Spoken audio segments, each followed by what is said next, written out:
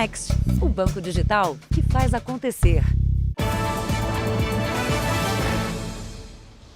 Boa noite. Boa noite. Mesmo em tempo de aceleração das infecções pela variante Ômicron do coronavírus, as festas clandestinas continuam a acontecer e tiram o sono dos vizinhos, Edu. Foi de novo assim esse fim de semana, Cris. Dias que deveriam ser de descanso para o trabalhador, mas que viraram um tormento, com pessoas presas em casa, tendo que aguentar um barulho ensurdecedor. A rua na periferia de Osasco, na região metropolitana de São Paulo, estava até fechada pelo movimento intenso de jovens, quando de repente eles começam a deixar o local.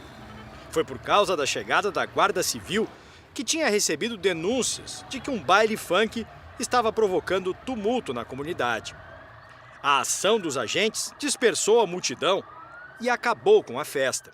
Estas imagens, publicadas em uma rede social, mostram outro baile em Paraisópolis, na zona sul de São Paulo.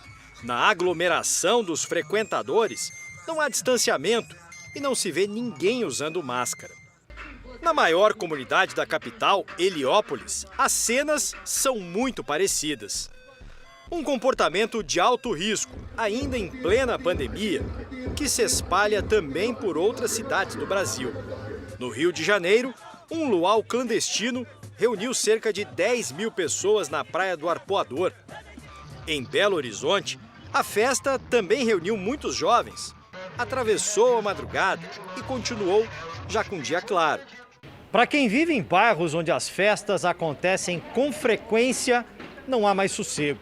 Só a certeza de enfrentar o mesmo problema a cada fim de semana, de não ter mais o direito de descansar dentro da própria casa e ainda a falta de perspectiva desse tormento acabar.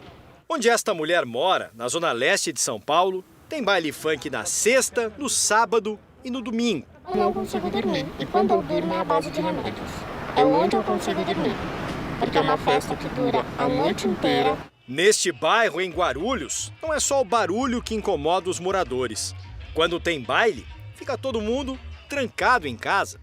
Muitas vezes as pessoas já até falou que precisou ir ao médico e não conseguiu levar, teve que sair com a criança na mão para poder, que não dá para tirar o carro. Não vem um carro de polícia aqui para acabar, não adianta ele vir acabar com o baile e na outra sexta-feira continua a mesma coisa. Na zona norte de São Paulo, um trabalho preventivo deu certo. A polícia chegou antes ao local onde estava marcado um baile e evitou que a aglomeração começasse. A PM diz que faz um mapeamento para planejar ações como esta. Mas o problema ainda está longe do fim, com tantas festas sem controle. E eu quero deixar muito claro, a questão não é o funk. Poderia ser o forró, poderia ser qualquer outro estilo de música. O que me incomoda é o barulho entrar dentro da minha casa. Veja agora outros destaques do dia. Orçamento preserva recursos para servidores, fundo eleitoral e emendas parlamentares, mas retira a verba dos ministérios.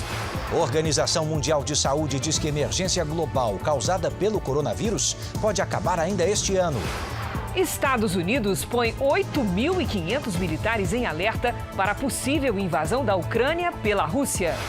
Ministério da Justiça aciona a Polícia Federal para investigar ataque a helicópteros do IBAMA. Polícia encontra em São Paulo cemitério clandestino do crime organizado. E na série especial, um raio-x das facções. Nossas equipes revelam o funcionamento de 53 quadrilhas que se escondem atrás de siglas e palavras de união.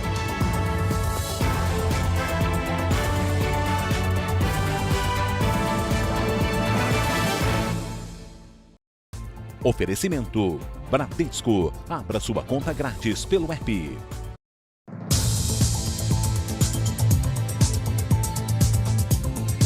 A polícia descobriu um cemitério clandestino na região metropolitana de São Paulo. Já encontrou 3 corpos, mas acredita que pode haver ainda mais. Bom, segundo a investigação, esse é o resultado de uma guerra interna numa facção que atua dentro e fora dos presídios.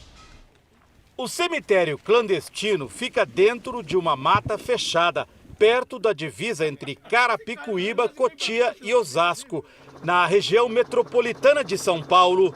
Foi o resultado de uma investigação da Polícia Civil de Carapicuíba.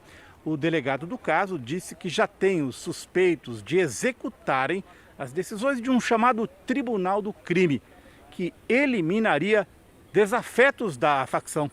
Tem uma investigação anterior de tráfico de drogas, de organização criminosa e que agora chega nesse estágio que faz parte, é um dos braços da organização, né? É comprar droga, embalar droga, vender droga, apurar dinheiro, lavar dinheiro e também resolver as questões, as disputas ou os desafetos, eliminar concorrentes, etc. Tudo aquilo que chega a ser julgado ali por esse famigerado Tribunal do Crime. De manhã foi encontrado o corpo de uma mulher. Logo depois, bem perto, de um homem decapitado. E em seguida, o corpo de uma terceira vítima, outra mulher. A descoberta não é a primeira do gênero e pode jogar luz nos métodos da organização criminosa. A cúpula da facção está envolvida em uma guerra interna desde 2018, quando 2 integrantes dela foram vítimas de uma emboscada no Ceará. Neste domingo, o corpo de um traficante ligado à facção foi encontrado jogado sob um viaduto da Vila Matilde, na zona leste de São Paulo. Cláudio Marcos de Almeida, o Django, de 50 anos de idade, estava desaparecido há 72 horas. O corpo foi reconhecido pelo irmão dele. Por causa do descarte público do corpo, a polícia suspeita de um acerto de contas entre integrantes da própria facção. A necropsia vai determinar se Django foi torturado. No corpo havia sinais de estrangulamento. Havia algumas escoriações na cabeça e no seu rosto, sinais de estrangulamento. Em geral, a facção usa cemitérios clandestinos, como o encontrado hoje em Carapicuíba, para esconder suas vítimas. De um lado do terreno existe a portaria de um condomínio e de outro, este muro alto. Por isso, a polícia suspeita que as vítimas chegaram aqui caminhando, que provavelmente foram assassinadas depois de cavar a própria vala. A polícia estima que as 3 covas foram abertas nos últimos 10 dias. Não muito longe, investigadores encontraram a terra fofa sob uma árvore, o que pode indicar outro local de execução.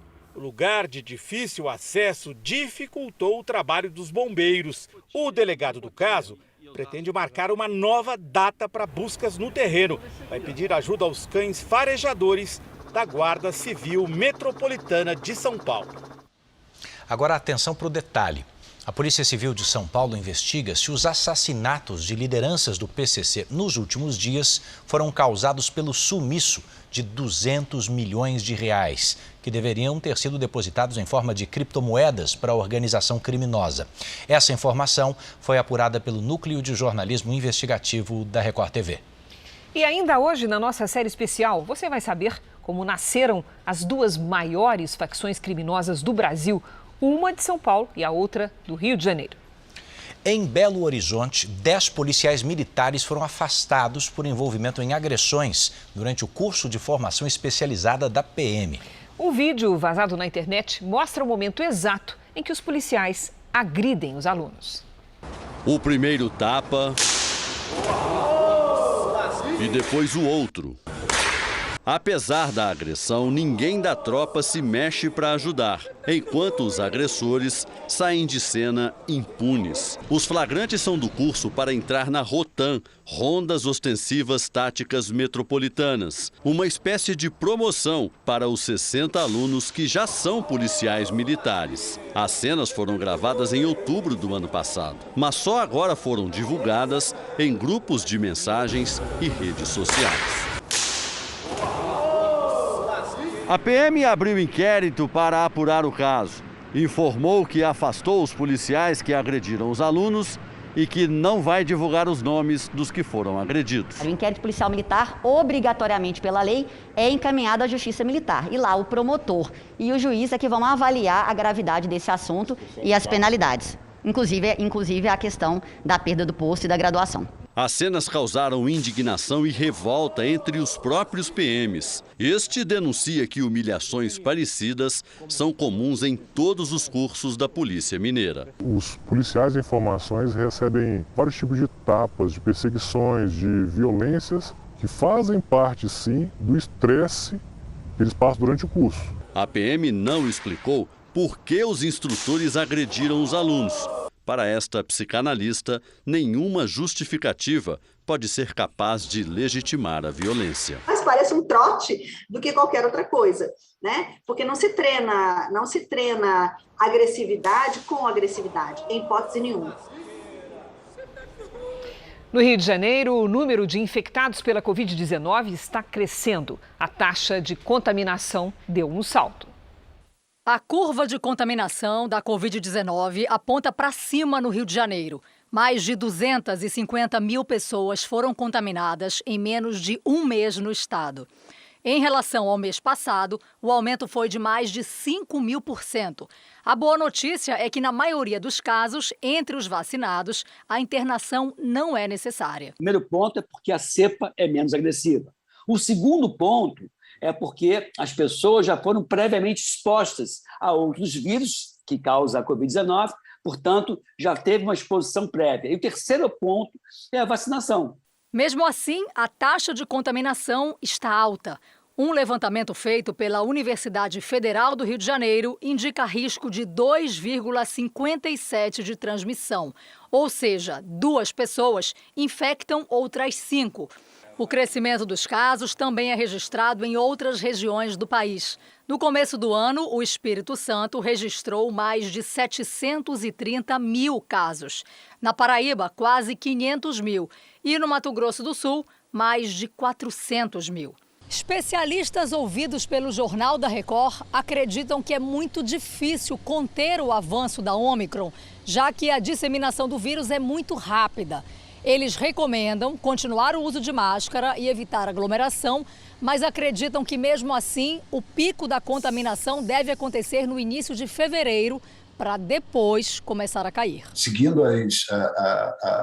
as tendências, tanto internacionais quanto nacionais, a ideia é de que já comece a ter uma certa queda nisso, já a partir da segunda semana, terceira semana de fevereiro, indo ali até abril, para ter uma queda mais significativa da Ômicron, né? A gente fala mais sobre isso agora em escala global. A pandemia de coronavírus pode deixar de ser uma emergência mundial ainda este ano. A opinião é do diretor-geral da Organização Mundial de Saúde, Tedros Adhanom. Segundo o líder da OMS, para chegarmos ao fim da fase aguda da pandemia, é preciso que as vacinas cheguem às partes do mundo que ainda não receberam imunizantes, que os testes continuem a ser realizados e que as variantes do coronavírus sejam sequenciadas. Na Europa, se espera que a população atinja a imunidade contra a variante Ômicron nas próximas semanas. O motivo seria o domínio da variante nos países europeus.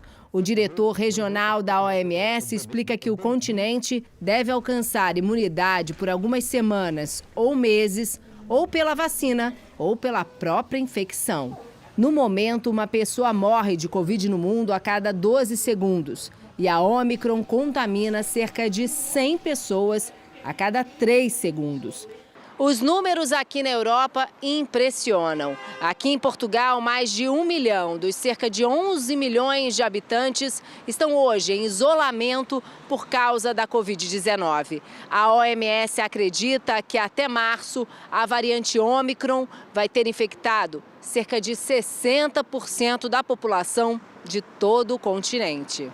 Alguns países já pensam em mudar a forma de lidar com a Covid-19.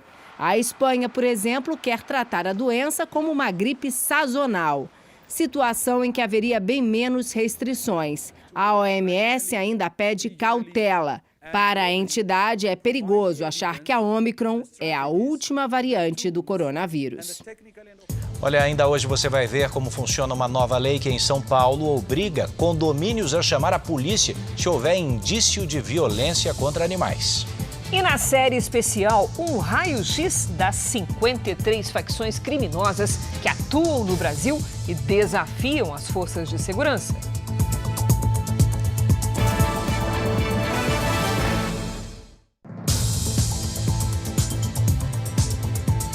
Já estamos de volta para você saber que a ministra Rosa Weber, do Supremo Tribunal Federal, enviou um pedido de parecer à Procuradoria-Geral da República numa ação proposta contra o presidente Bolsonaro e o ministro da Saúde, Marcelo Queiroga. Vamos entender essa situação direto de Brasília com o Matheus Escavazini. Boa noite, Matheus. Do que trata essa investigação, hein?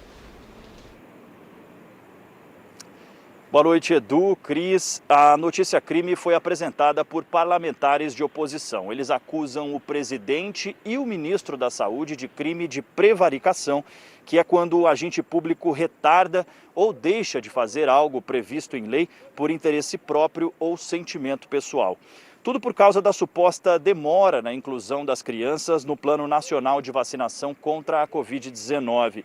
A ministra Rosa Weber determinou que a Procuradoria-Geral analise se abre ou não investigação. A Advocacia Geral da União, que nesse caso fala pela presidência e também pelo Ministério da Saúde, ainda não foi notificada. E nessa segunda-feira, o presidente Jair Bolsonaro cancelou todos os compromissos previstos na agenda. A assessoria do Palácio do Planalto não informou o motivo.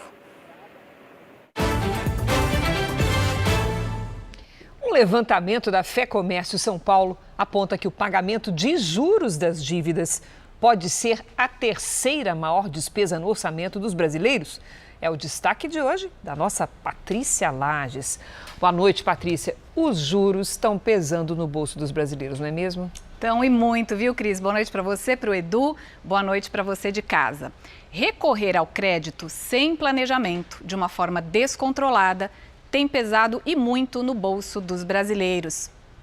Atualmente, 52% das pessoas não fazem nenhum tipo de controle financeiro, enquanto mais de 76% das famílias estão endividadas. É muita gente comprando a prazo sem saber se vai conseguir pagar. Geralmente, as parcelas de cada compra são pequenas, mas sem um controle de gastos, há um acúmulo de dívidas que leva à inadimplência e aos juros. Segundo a Federação do Comércio de Bens, Serviços e Turismo do Estado de São Paulo, no primeiro semestre de 2021, quase 12% da renda familiar foi destinada ao pagamento de juros. Depois do aluguel e da alimentação, os juros são, em média, o terceiro maior gasto. Mas, em muitos casos, o valor consumido pelas dívidas ultrapassa até mesmo as despesas com o supermercado. Puxa vida, 12% da renda é muita coisa, dinheiro que sobraria até para as pessoas se alimentarem melhor, não é isso? Exatamente, Cris. E olha, os estragos dos juros vão ainda mais além. Se aquilo que o brasileiro paga de juros fosse injetado na economia em forma de consumo, haveria mais estímulos à produção e à indústria, e a consequência disso seriam mais empregos. Comprar a prazo é bom e ajuda sim na organização financeira, mas o uso do crédito sem nenhum controle de gastos é o que tem endividado as famílias e prejudicado o orçamento. Para retomar o poder de compra, é preciso fazer um levantamento das dívidas e negociar uma possível diminuição desses juros com cada credor. Cris. Obrigada, Patrícia. Você vai ver a seguir que policiais precisaram entrar na piscina para prender vereador que fazia festa. E na série especial, o que dizem os integrantes de uma das maiores facções criminosas do Brasil.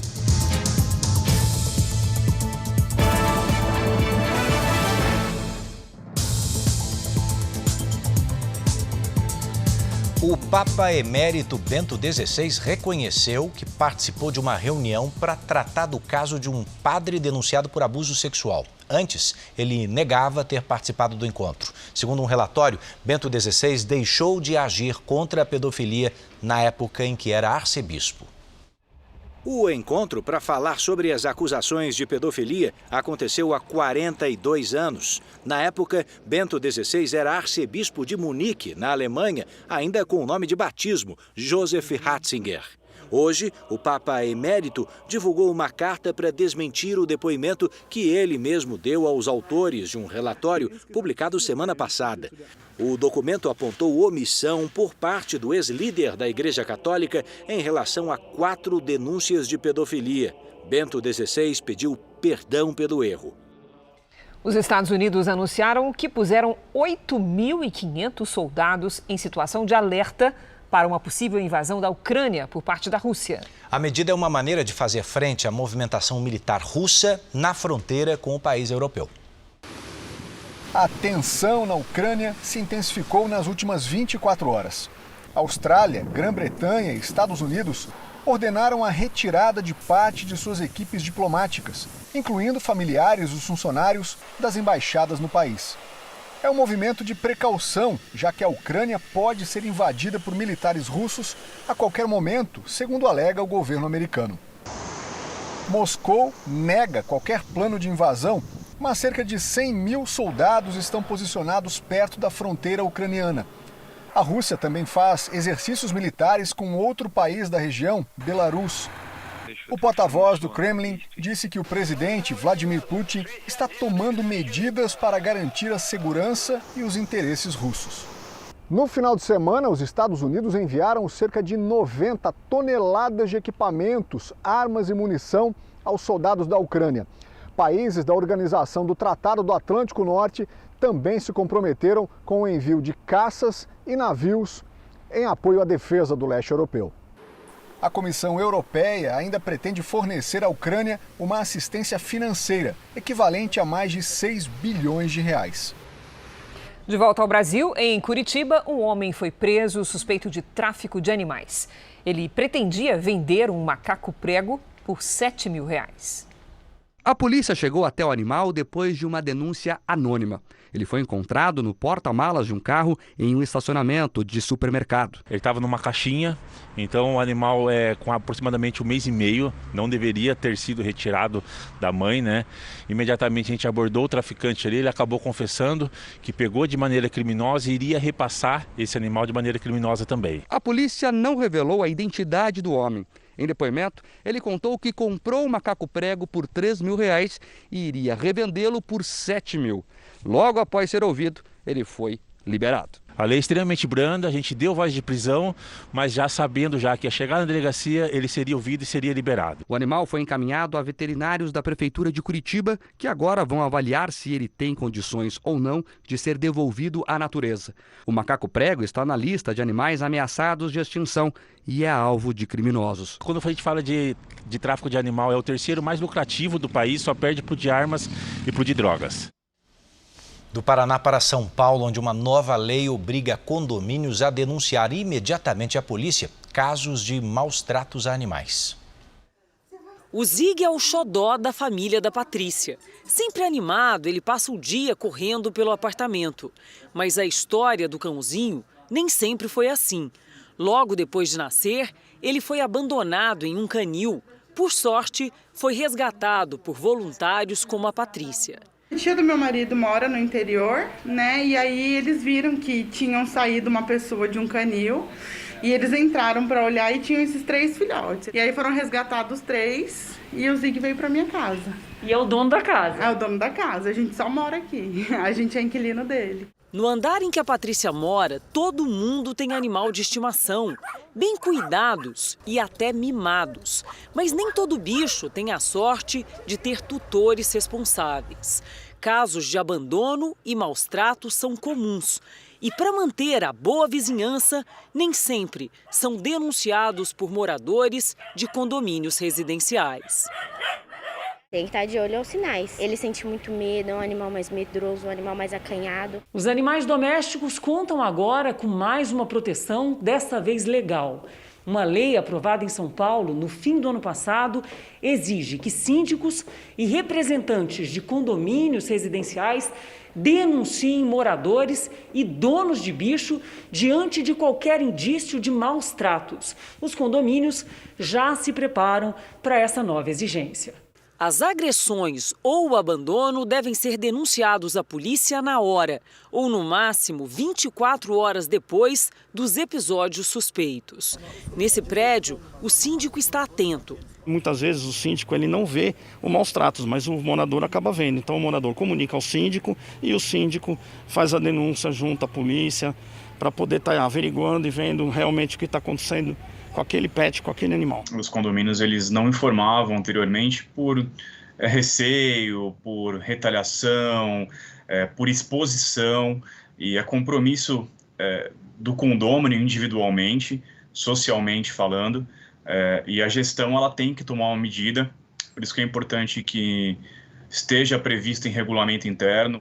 Os moradores, claro, apoiam a medida. Então, muitas pessoas pegam os cachorros em época de Natal, Ano Novo, festa, dispensam o cachorro na rua. Com essa lei, eu acho que as pessoas tomam mais consciência, sabendo que elas têm ali umas penalizações, né? Eu acho que é um passo muito importante, né, para conscientizar todo mundo e para tentar evitar esse tipo de coisa, né? A Comissão de Proteção e Defesa Animal da OAB São Paulo acredita que a nova lei pode ajudar a reduzir casos de maus tratos. Pode haver um animal trancado, exposto ao tempo e à chuva, ou trancado dentro de um apartamento, de uma varanda, sem que haja limpeza correta, sem que haja convívio com outros humanos, ainda que não seja o tutor. Isso tudo pode configurar maus tratos. No prédio onde Zig vive com os tutores, todos os moradores já ajudam na fiscalização. Mas ao que tudo indica, ao menos aqui, nem precisaria de tanta vigília. Nos últimos 8 anos, não houve nenhuma denúncia de maus tratos. E o condomínio ganhou até uma homenagem por isso. Eles têm orgulho de dizer que é um ambiente seguro, amigo dos animais. No Rio de Janeiro, um vereador paulista acabou detido depois de desrespeitar normas de um condomínio. Você acredita que um policial precisou entrar na piscina para prendê-lo? Esse mesmo parlamentar também é suspeito de envolvimento na tentativa de assassinato de um jornalista em 2018. A discussão começou por causa do som alto na piscina. Ele não quer sair. Nas gravações feitas por moradores, o vereador aparece agitado. Ele discute com os PMs e com um funcionário do condomínio. Em seguida, um policial pula na água para contê-lo. Renato Oliveira, do MDB, foi retirado à força da piscina e levado para a delegacia. Em depoimento à polícia, moradores disseram que ele aparentava estar alcoolizado e que foi agressivo e preconceituoso com funcionários.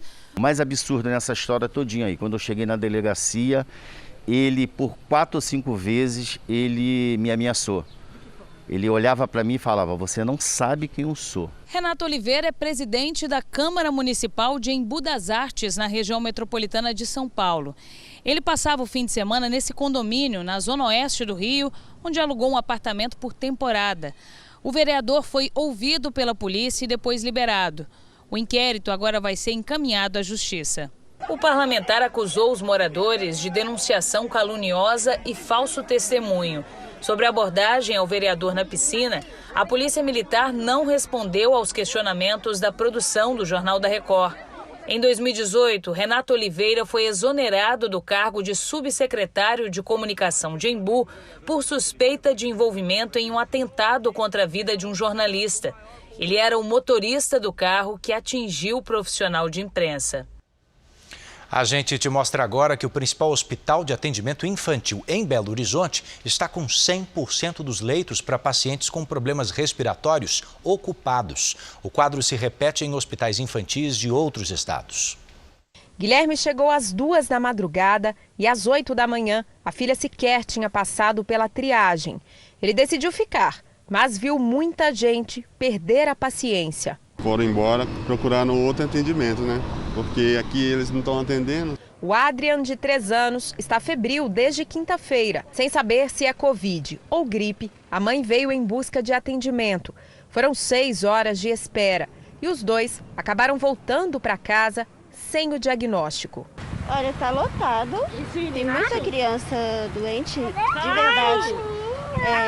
Mas eles não estão fazendo teste. Com 100% de ocupação dos leitos para pacientes com problemas respiratórios, o maior hospital infantil da capital mineira decidiu atender apenas os casos mais graves. Situação que se repete em outras regiões do país. No Ceará, mais de 70% das UTIs infantis estão ocupadas. Já na Bahia, a taxa passa de 80%. O aumento de internações de crianças com doenças respiratórias nesta época do ano é atípico, segundo infectologistas.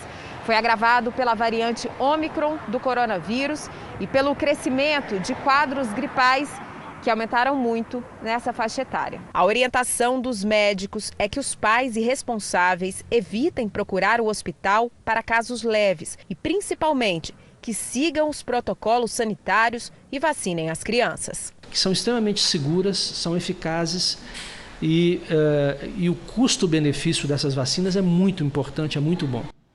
Em Porto Alegre, escolas da educação infantil estão enfrentando um período de alta no número de infectados com coronavírus entre alunos e professores. Em alguns casos, as instituições tiveram que reduzir as equipes. Em outros casos, já suspenderam atividades.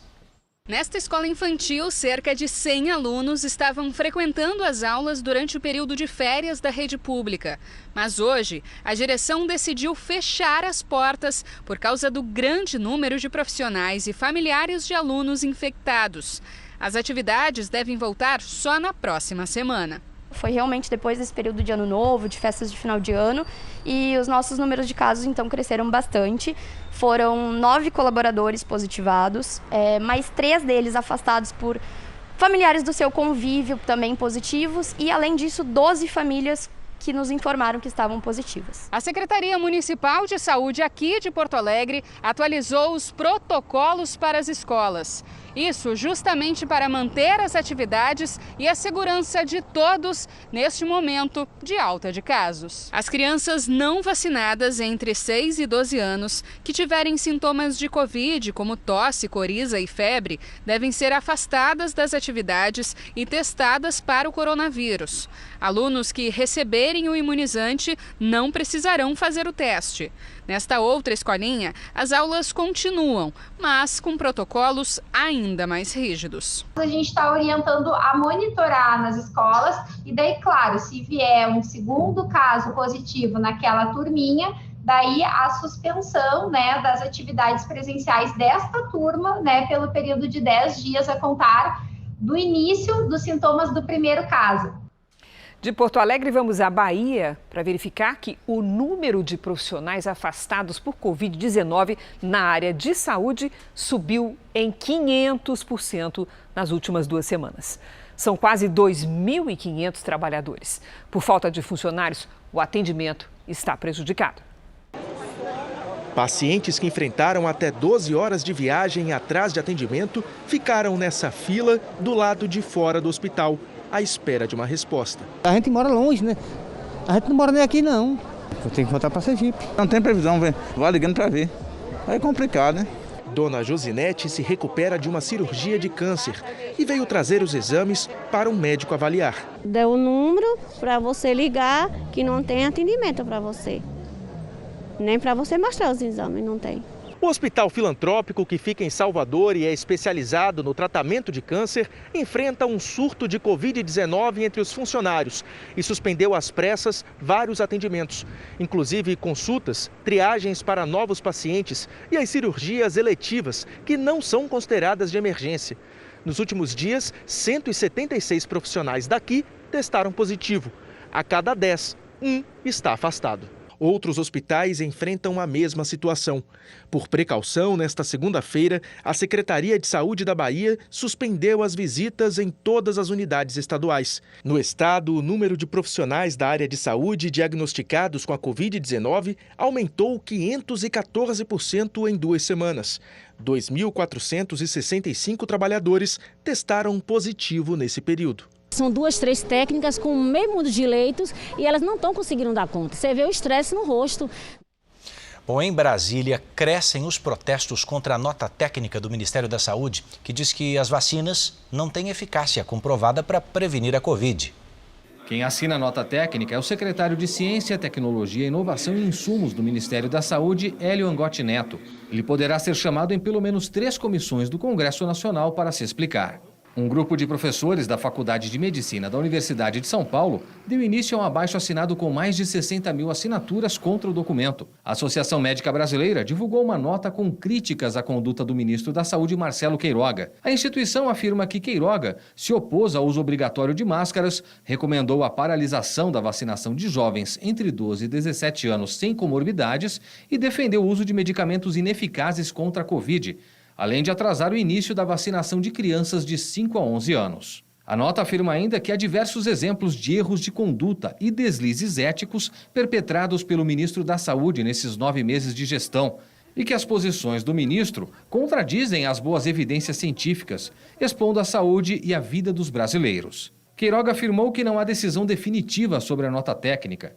Esclareceu que o Ministério já considera a vacina eficaz no combate à Covid e ainda defendeu a liberação de autotestes para facilitar o diagnóstico da doença. O Ministério deve entregar até amanhã os documentos que a Anvisa pediu para liberar o autoteste. O autoteste, nós somos favoráveis, isso aumenta a capacidade de testagem e essas informações elas estão sendo discutidas com a área técnica e o objetivo é concluir o mais rápido possível. Queiroga e integrantes da equipe de saúde estudam a possibilidade de redução do intervalo entre as 2 doses da vacina da Pfizer para crianças de 5 a 11 anos de idade, de 8 para 3 semanas.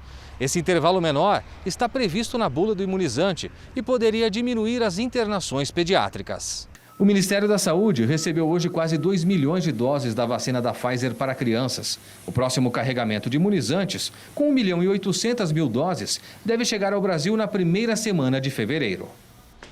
O ministro do Supremo, Alexandre de Moraes, concedeu prisão domiciliar ao ex-deputado Roberto Jefferson. A defesa do político argumentava que, pelas condições de saúde, ele não poderia estar detido num presídio. Jefferson foi preso em agosto passado por ameaça às instituições democráticas. Além do Rio Grande do Sul, termômetros nas cidades do Paraná, Mato Grosso do Sul e de São Paulo chegaram perto dos 40 graus hoje. Vamos saber com a Lidiane Sayuri até onde vai essa onda de calor. Boa noite, Lid. Vai mudar algo? Vai, viu? Contagem regressiva aí para essa onda de calor diminuir. Boa noite, Cris, Edu, para todo mundo que nos acompanha. O calor diminui gradativamente e por regiões. As temperaturas ficam mais amenas até o fim de semana. O ar quente seco predomina entre o Rio Grande do Sul e São Paulo, mas vale destacar que esta terça-feira será o último dia desta onda de calor mais intenso. Já no litoral da Bahia e em Sergipe, atenção para os temporais. A quantidade de água pode provocar deslizamentos e alagamentos. Em praticamente todo o país, há previsão de pancadas de chuva de verão no fim do dia. Sol mesmo, sem nada de chuva, apenas nas áreas claras do mapa. Em Porto Alegre, calorão de 37 graus. No Rio de Janeiro e em Campo Grande faz 36. Em Salvador e Manaus, máxima de 29 com chuva que pode ser forte e a qualquer hora. São Paulo completa 468 anos nesta terça, com muito sol, uma pequena chance de chuva à tarde e 33 graus. E olha só, espiem aqui comigo a sexta-feira. A temperatura diminui e aí sim o tempo começa a mudar. Tem tempo delivery. Olha ali, em homenagem à minha Maria, recém-nascida lá em casa, está chegando a Maria da Paz. Ela é de Contendas de Sincorá, na Bahia. Como é que fica o tempo lá? Muito bem, Edu. Oi, Maria. Vamos lá. Olha, na terça-feira, previsão de chuva a qualquer hora, com o céu bem carregado. A quarta e a quinta podem começar com nevoeiro. O sol aparece no meio do dia e depois chove de novo. Máxima de 29 graus. Delivery chegando também para Janine, que é de São Mateus, no Espírito Santo. Vamos lá. Janine, seguinte, tem pouca chance de chuva em São Mateus nos próximos dias. Na terça e na quarta, se chover, será algo bem passageiro. À tarde e não vai refrescar o calor de 27 graus. Já na quinta, nem sinal de chuva e aí esquenta mais. Máxima de 29. Participe também do Tempo Delivery pelas redes sociais. Mande a sua mensagem com a hashtag #VocêNoJR. Boa noite, gente. Obrigada, Lid. Parabéns, Edu, pela Maria Luísa. É isso, tá lá em casa, bonitinha. Vamos falar de futebol, gente, porque o Paulistão começou com tudo. O Palmeiras venceu o Novo Horizontino por 2-0 numa exibição de gala, hein? Que você só viu aqui na Record TV. Nos 34 graus de Novo Horizonte, Márcio Canuto queria o calor da torcida. Eu disse aqui, na sombra da de lascar, imagina ali onde é a torcida do Palmeiras. Ali, meu filho, é um sol pra cada um. E o Novo Horizontino não teve refresco, não. Quem ficou ligadinho na Record TV no domingo à tarde conferiu que o Palmeiras está com a pontaria em dia. Marco de Vargas narrou o primeiro gol do Paulistão neste chute de Zé Rafael. Zé Rafael vem de trás para finalizar a rede! E o Palmeiras fez isso. Pivô de Rony, domínio bonito de Zé Rafael. Dudu, o melhor em campo, também acertou o canto no segundo gol do Palmeiras. Finalizar a rede! Golaço! Gol! 2-0 contra o Novo Horizontino. Nós sabemos que o Palmeiras tem essa obrigação, seja onde for, seja contra quem for, jogar para ganhar. Sabemos que não vamos ganhar sempre, mas essa é a nossa obrigação. O Verdão volta a jogar na quarta, em casa, contra a Ponte Preta. Mais um jogo com transmissão exclusiva da Record TV. Mas antes, tem a estreia do Corinthians no estadual. O Timão pega a Ferroviária amanhã na casa dos corintianos. Todo mundo quer e todo mundo tem chance, partimos do zero. O Cariocão também está para começar. Lá a bola rola a partir de amanhã com Boa Vista e Botafogo. Já o Flamengo estreia na quarta contra a Portuguesa, também com transmissão da Record TV. Deixa eu te falar que o podcast JR 15 Minutos de hoje fala sobre a estreia do Campeonato Paulista e analisa os clubes para a temporada de 2022. Você pode ouvir no r7.com, Play Plus e nos aplicativos de podcast. E lá em Brasília, Edu, teve divisão do bolo. Foram apresentadas hoje as mudanças feitas no orçamento federal, sancionadas pelo presidente Bolsonaro na última sexta-feira. Como é que ficou? O governo preservou recursos para o reajuste de servidores, para emendas parlamentares e para o fundo eleitoral, mas muitos ministérios sofreram cortes de verbas. O Ministério do Trabalho e o da Educação foram os que mais sofreram com a redução no orçamento.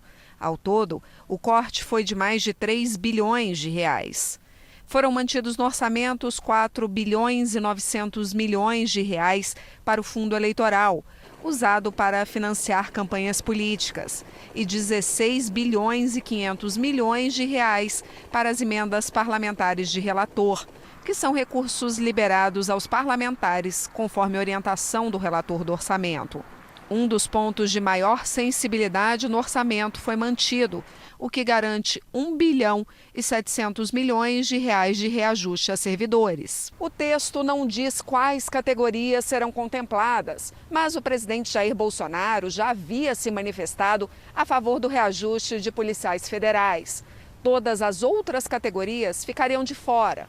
Depois, o presidente disse que deve suspender o aumento aos policiais. Os servidores do Banco Central mantiveram a paralisação para o dia 9 de fevereiro, com greve por tempo indeterminado a partir de março, caso não recebam o reajuste. Para a instituição fiscal independente, neste momento, dar reajuste a apenas uma categoria pode gerar desgaste ao governo e aumentar os gastos públicos. Nesse momento, você dá reajuste para uma ou outra categoria por serem mais próximas do governo, ou por estarem fazendo mais pressão, é preocupante, porque isso abre a caixa de Pandora. E aí as pressões dos outros grupos de servidores e setores do serviço público vão começar a aparecer, como já aconteceu nos últimos dias, quando foi anunciado, ou pré-anunciado, o reajuste para os policiais. O ministro Ricardo Lewandowski, do Supremo Tribunal Federal, suspendeu trechos do decreto do governo que altera normas para a proteção das cavernas. O motivo, segundo o ministro, são possíveis impactos ambientais. Os trechos suspensos tratam da autorização para construção em áreas de cavernas e também de regras para a possível destruição delas. A decisão de Lewandowski é liminar, ou seja, vale imediatamente, mas ela também é provisória. Ela ainda vai ser analisada por outros ministros do Supremo. A tragédia de Brumadinho vai completar 3 anos sem condenações. A barragem da mina do Córrego do Feijão se rompeu em 25 de janeiro de 2019 e deixou 270 vítimas, além de 6 desaparecidos. Até agora, nenhum dirigente da Vale foi punido, nem da empresa alemã Tudsuv, que fez um laudo atestando a segurança da barragem. Esse é um dos destaques do portal R7. Para ler essa e outras notícias, acesse r7.com. 2 helicópteros do Ibama foram atacados na madrugada de hoje em um aeroclube de Manaus. A Polícia Federal instaurou um inquérito para apurar o ataque. Uma das aeronaves foi destruída por um incêndio criminoso. Já a outra teve danos menores. Ninguém ficou ferido. A suspeita é de que seja uma retaliação por conta de ações do Ibama contra balsas de garimpo. Até agora, ninguém foi preso. Em nota conjunta, os Ministérios da Justiça e do Meio Ambiente disseram que o governo federal repudia qualquer ação contra a estrutura de combate aos crimes ambientais e que a Polícia Federal investiga o caso. Facções criminosas disputam territórios em todo o Brasil. Nascidas nas cadeias do Rio de Janeiro e de São Paulo, essas quadrilhas são hoje o maior desafio das autoridades na área da segurança pública. E por isso, o Jornal da Record dedica essa semana inteira ao assunto.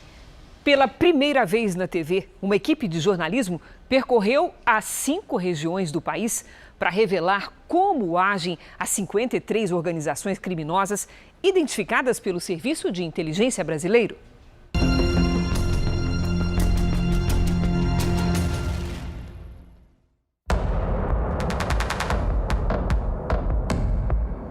Onde você junta um enorme número de pessoas que praticaram crimes. Elas não vão se organizar por outra razão que não seja a prática criminal.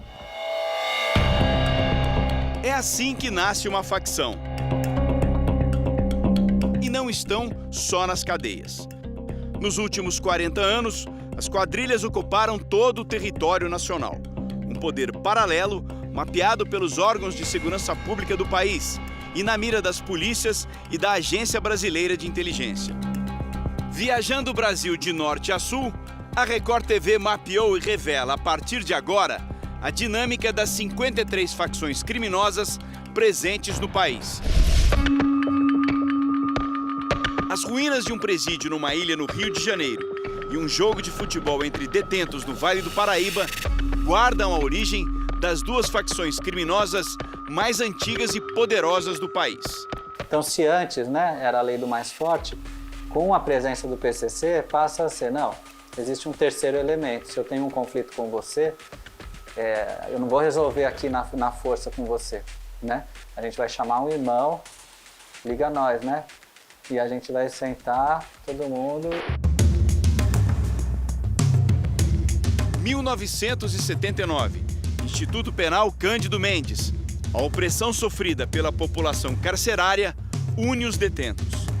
Como o crime organizado, na época, começa a atuar com roubo de bancos e como os grupos ligados à esquerda clandestina também faziam roubos a banco, esses 2 grupos, criminosos comuns e criminosos políticos, foram colocados juntos na Ilha Grande e de lá emerge uma experiência do crime comum de construção de uma facção.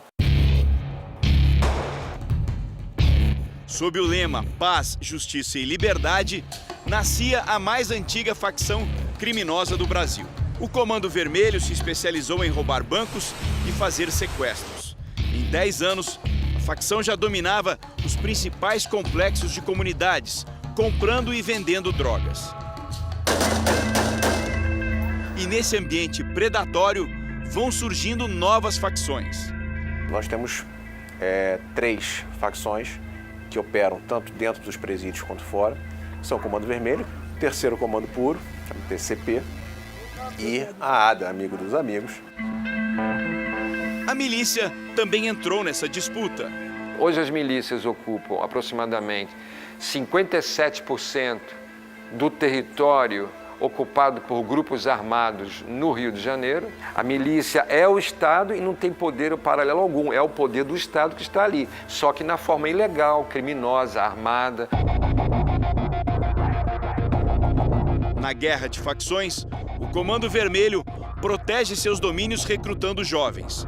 2 traficantes aceitaram conversar com a Record TV. Tenho 23 anos. Já tem 2 anos já que eu tô nessa responsabilidade que eu tô.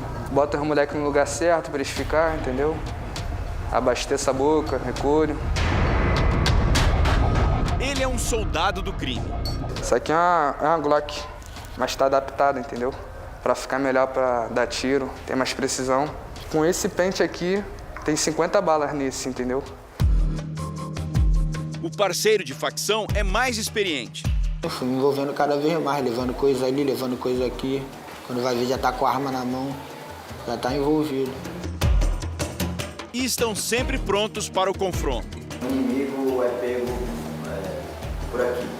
O que acontece? Dependendo, execução. Você sabe se você já matou um deles? Com certeza. É normal, a gente tá sujeito a isso aí, entendeu? Sofri, eu vim da favela, eu mato e morro por ela, entre becos e vielas. Adailton se inspirou na própria história. Roubou, foi preso e conheceu a maior facção do país. O comando não aceita falha, o comando é rígido. Disciplina. Essa é uma das bases da organização paulista que nasce atrás desses muros. Seguindo o exemplo da quadrilha carioca, que reagiu à repressão dentro dos presídios, os detentos daqui passaram a defender os ideais de igualdade, respeito e tratamento humano. Esse discurso uniu o sistema carcerário.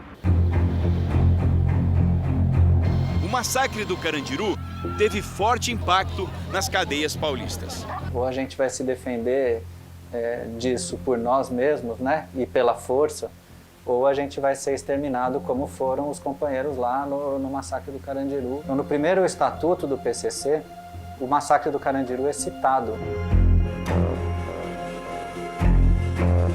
Em 2001, uma mega rebelião aciona um alerta das autoridades. E a rebelião nos levou a descobrir que havia um sistema complexo de comunicação entre os presos. Então eles usavam as famílias dos presos e adquiriam uma linha telefônica e através dessa linha criavam centrais de chamadas. Outra demonstração de força. Ataques simultâneos a policiais em 2006. As ruas da maior capital do país se esvaziaram de medo. Deputados federais foram ao presídio interrogar Marco Camacho, o Marcola, chefe da facção. Vender drogas vira prioridade para o PCC. A tomada do Porto de Santos é a entrada definitiva da facção na rota internacional do tráfico. Hoje que o PCC esteja arrecadando em torno de 500 milhões de dólares por ano. Isso é o tráfico internacional. Estima-se que o PCC tem 35 mil integrantes. João Batista já foi um deles. Depois de 14 anos de cadeia, ele aprendeu que o crime não compensa. O que você ganha é o nome, você acaba ganhando status e as funções, né? Você começa a subir nas funções, tem as hierarquias que você vai subindo. 30 anos depois, as autoridades têm uma certeza. Da cartilha criada pelo crime, só restou a disciplina. O PCC acaba matando e ele acaba se tornando o opressor daquele que um dia ele conquistou, né, com essa bandeira que o protegeria contra a opressão. O Jornal da Record termina aqui. A edição de hoje na íntegra e também nossa versão em podcast estão no Play Plus e em todas as nossas plataformas digitais. À 00:30 tem mais Jornal da Record. Fique agora com a Bíblia. Episódio de hoje, o encontro com Israel. A gente se vê amanhã. Até lá. Boa noite e até lá.